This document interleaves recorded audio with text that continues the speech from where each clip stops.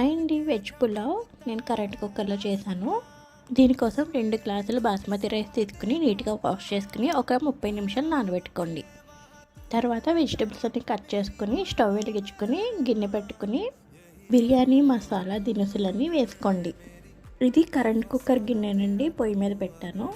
ఇప్పుడు ఇందులోనే కరివేపాకు, కొత్తిమీర, పుదీనా ఆకులు కూడా వేసుకుని బాగా ఫ్రై చేసుకోండి. తర్వాత పచ్చిమిరపకాయలు, ఉల్లిపాయలు కూడా వేసుకుని బాగా ఫ్రై చేసుకోండి.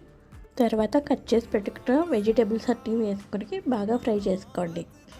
వెజ్జెస్ అన్నీ బాగా వేయాలంటే ఇప్పుడు ఇందులోనే అల్లం వెల్లుల్లిపాయ పేస్ట్ కూడా వేసుకుని బాగా ఫ్రై చేసుకోండి. వెజిటేబుల్స్ అన్నీ బాగా వేగిన తర్వాత అందులో ఉప్పు వేసుకుని ఒకసారి కలుపుకొని 2 గ్లాసుల బాస్మతి రైస్కి 3 గ్లాసుల నీళ్లు వేసుకుని బాగా కలుపుకొని అందులో నానబెట్టుకున్న బియ్యం కూడా వేసుకొని కలిపేసుకుని కరెంట్ కుక్కర్లో పెట్టేసుకోండి. పొడి పొడిగా చాలా బాగా వస్తుంది.